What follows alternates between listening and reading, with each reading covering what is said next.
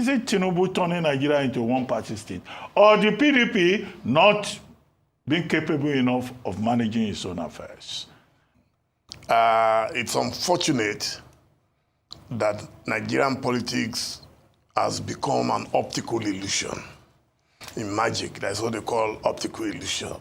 The more you look, the less you see. It's unfortunate that gone are those days when we had politics of principle. When I listen to people and I cannot find logic in what they are saying, it worries me. Yesterday I was watching you as you were interviewing our Oga, because it's still our Oga, former governor OKOWA. He was struggling. He was struggling to defend a political harakiri. There is nothing wrong. Anybody who knows me knows that I'm a Democrat. I believe in the freedom of speech, freedom of association, and even freedom of movement. So you can move to wherever you like, but you must be able to defend your activity. When people say, oh, PDP is not doing well, what else does Dr. Okowa want? You've been secretary to government, you've been senator, you've been governor for 8 years. The only way to go is up, either president or VP. And they gave you an opportunity to be a running mate to Alhaji Atiku Abubakar. What did you deliver? You are from the South. What did you deliver?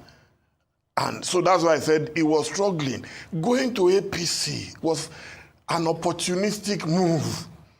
Let's call a spade a spade. Why the hurry? Tinubu has not even done half time. But he says Atiku himself will soon join APC. We'll be here.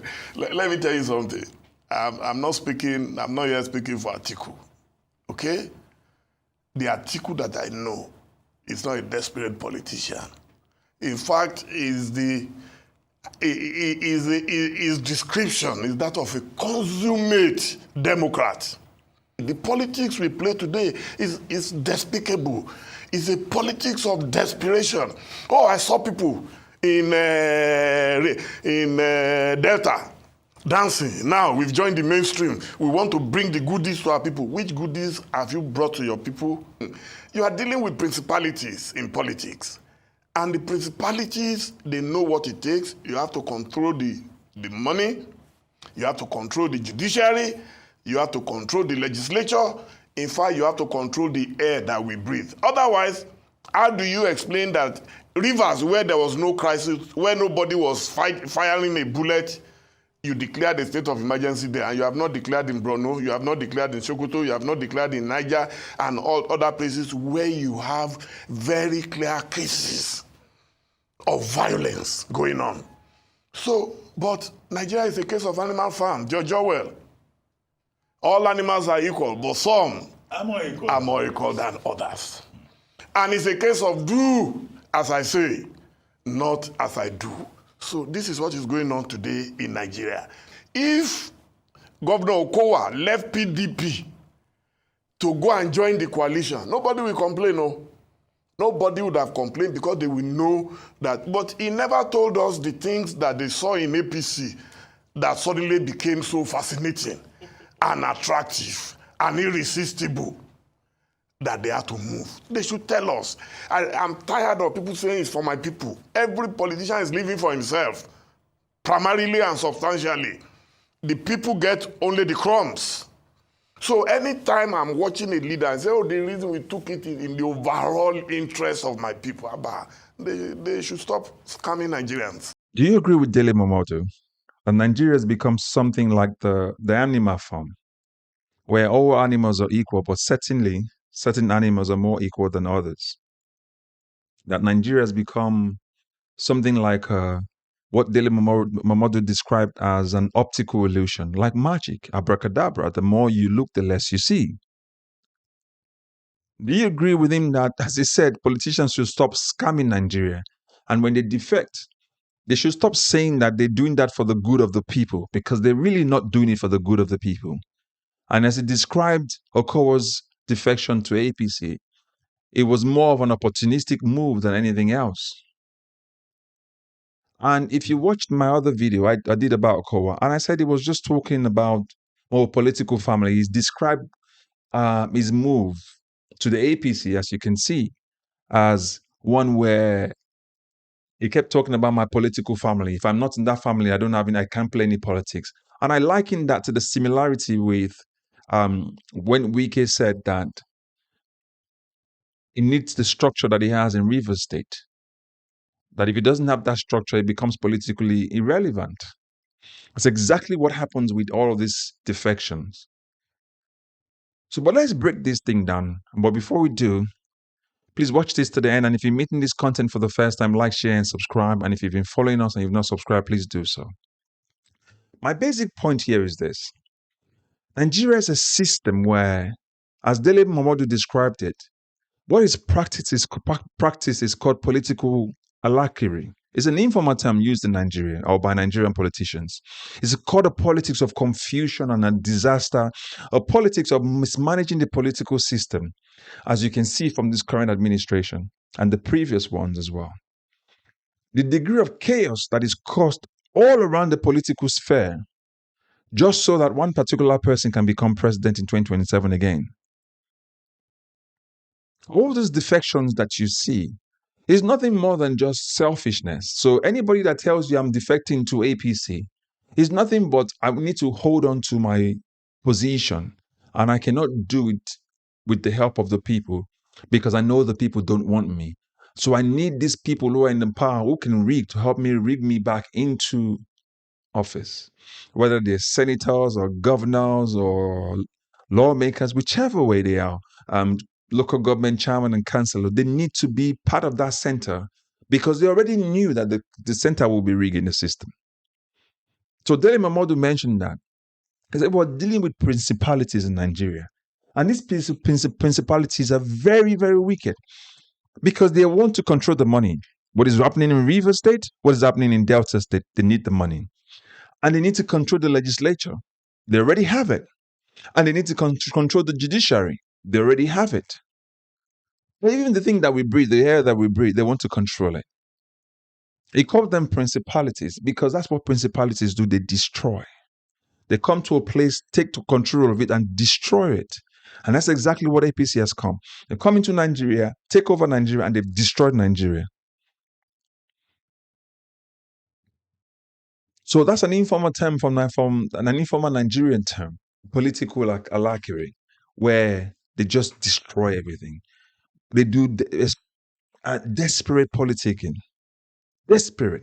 The quest for power. Not the quest for service, but the quest for power, to hold on to power so they can control people. God did not make man to control another man. And this is where despot comes into play. Because despot want to control people and you cannot control human beings. It's not your right. But our politicians have become demigods. That's why they must do everything possible, still kill just to retain power. So OKOWA telling Nigerians that he defected for the sake of the people of Delta State so that they can be aligned with power in the center is just rubbish. It was opportunistic for him. You cannot say a vice presidential candidate who contested against the current government, defects to the current government, to be what? It's not that it's going to wield any more influence. But there's a bigger picture than the one that we're seeing outside. Some people have alleged that it's more about scrutiny that is coming, probe that is coming. So quickly they jump ship. What is the hurry for it? I mean, PDP is a dead party already anyway, in my opinion.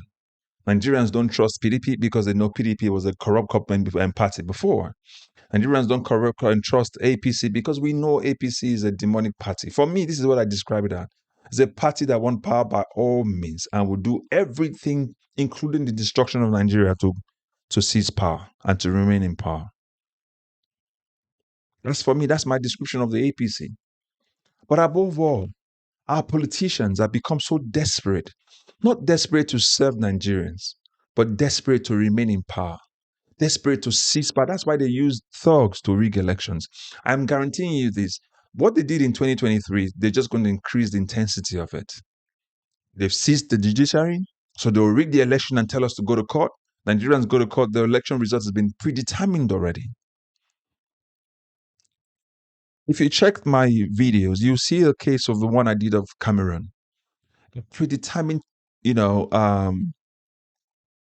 justice system where they already knew what they wanted to do. They just started to go to court so they can go and confirm it and say the justice system do it. That's why I want to talk to Nigerians again.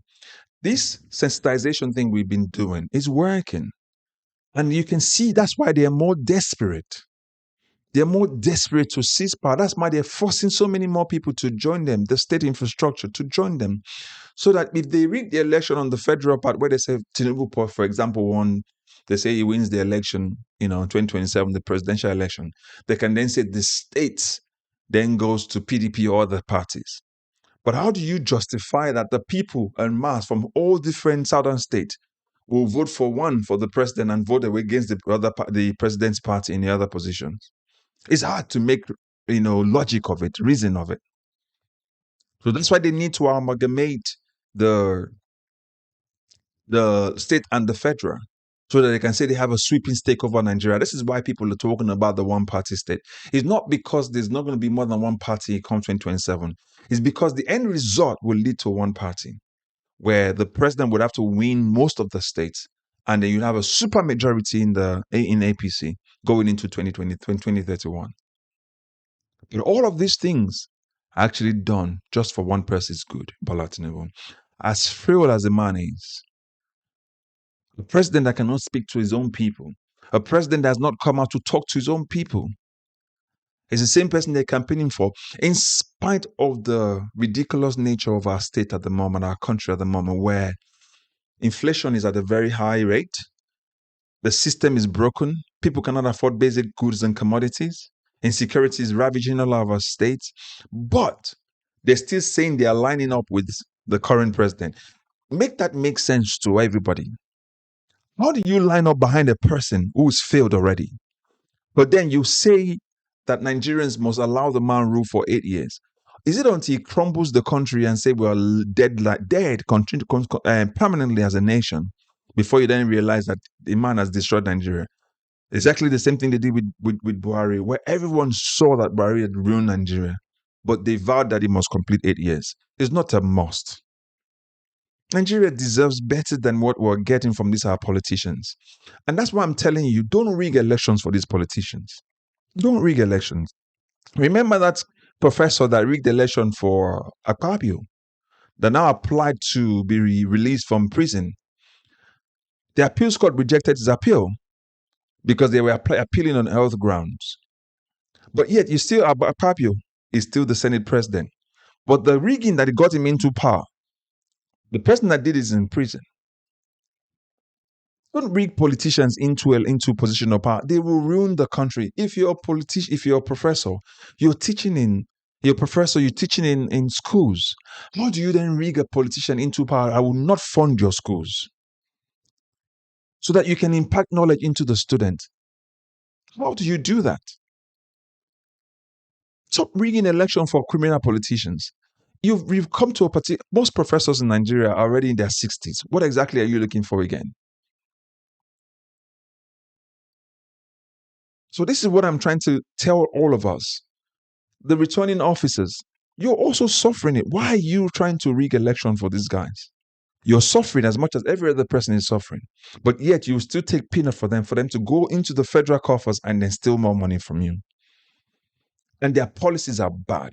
This current government, this Bola Tinubu's government, the policies are bad.